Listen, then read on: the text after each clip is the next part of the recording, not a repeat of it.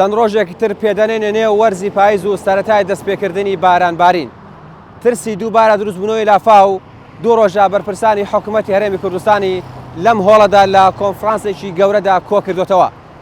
قسەی سەرەتا و کۆتایی کۆنفرانسەکەش چۆنێتی ڕوبەڕووبوونەوەی لافاو بوو کە بەپێی بەدواداچوونەکانی زۆم ڕوبەڕووبوونەوەی لافاو، چۆنێتی ئیدارەدانی لافاو، تەکنیکەکانی عەمبارکردنی ئاوی لافاو بۆ کەمکردنەوە کاریگەریەکان و ڕێخستنی ڕێڕەوی ئاو لە گوندەکانی دەوروبەری هەولێر و کەمکردنەوە و کاریگەریەکانی ئاوی سەرخاک لە کاتی بارانبارینی زۆردا بە وردی گفتوگۆی لەسەر کرا. بەپێی قسەکانی ئومێد خۆشنا و پارێزگاری هەولێر لە کۆی ئەو بارانبارینەی ڕابردوو و دروستبوونی لافاو نزیکەی 50 ملیۆن دۆلار زیان بەر هەولێری پایتەختی هەرێمی کوردستان کەوتووە.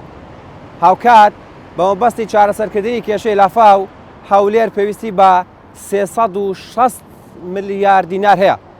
ساڵی ڕابردوو 4 لافاوی گەورە و ژمارەیەک لافاوی بچووک هەولێری پایتەختی هەرێمی کوردستانیان گرتەوە کە بەپێی بەدواداچوونەکانی زۆم لافاوەکەی هەفتەی 12 2021 پڕ زەرمەترین لافاو بوو کە بەهۆیەوە 12 هاوڵاتی گیانیان لەدەستدا و ژمارەیەک تریش بریندار بوون. ئەوەش گەلەوەی 3500 خانوو و ماڵ و زیاتر لە 1200 ئۆتۆمبیل و 350 دوکان زەرمەند بوون.